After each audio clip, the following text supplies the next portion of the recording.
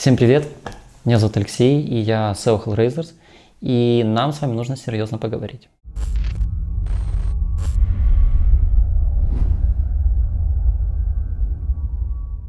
Мы когда собирали сезон, мы думали, что это будет звездная команда, которая вместе сможет достичь результатов. Игроки, профессионалы, индивидуальные личности, которые показывали себя уже на просцене, занимали высокие позиции.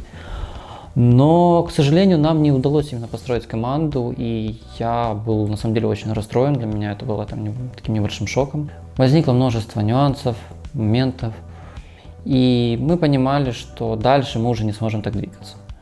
И одним из решений было принято посадить всех игроков на лавку запасных и далее разрабатывать план, что и с кем нам дальше двигаться. Вы удивитесь, но раньше я думал, что собрать команду — это пара недель, посидеть, составить документы, списки, и просто взять, собрать игроков в один состав. Но сейчас я понимаю, что это очень довольно кропотливый период, где нужно подобрать, во-первых, игроков друг к другу по эмоционалу, по ролям, по состоянию и по прочим моментам.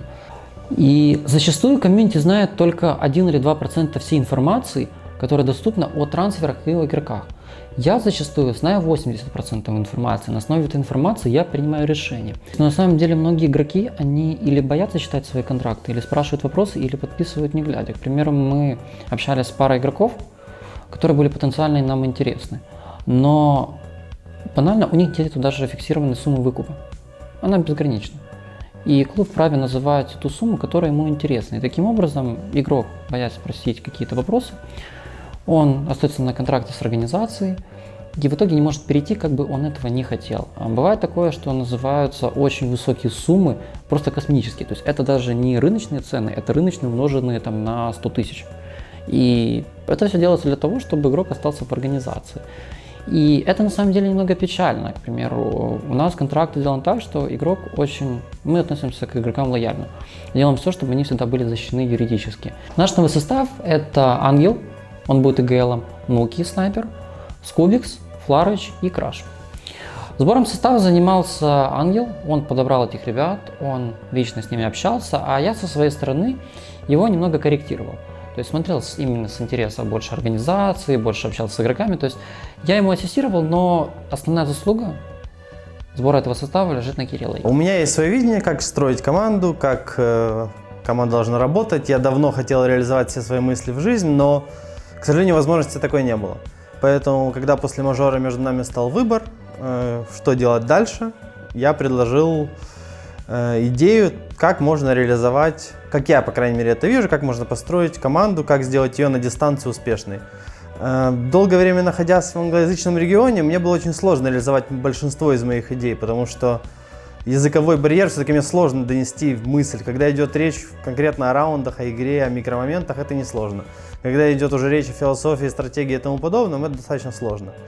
И на дистанции, мне кажется, СНГ состав русскоязычный, будет как бы более успешным. Потому что один менталитет, можно подключать психолога, можно подключать много других ресурсов, которые было сложно подключить. Можно длительно буткемпиться и так далее и тому подобное. Вот, поэтому я предложил вариант развития событий, мы на этом всем сошлись и, собственно, так и реализуем. А игроков я подбирал уже исходя из тех ролей и того, что смог найти в СНГ на данный момент. Я скажу честно, я ожидал худшего, чем мы имеем на данный момент, потому что игроки, которых я подобрал, по большей части, по крайней мере, как я могу сказать сейчас, они вписываются в те роли, которые я хочу, чтобы были в команде. Как она будет на деле, как это все, какой будет результат, посмотрим.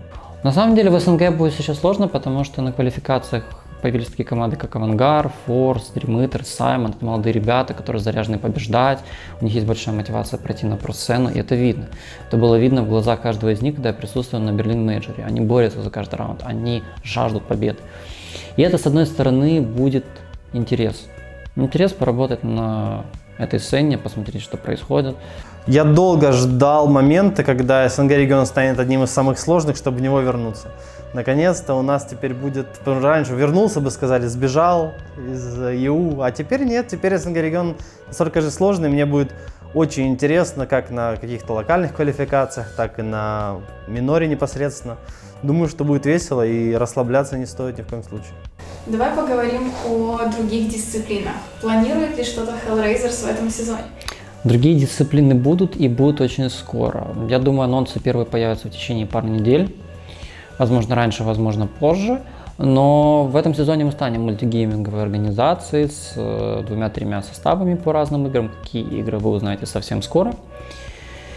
И я думаю, вам понравится. Это будет очень интересный анонс.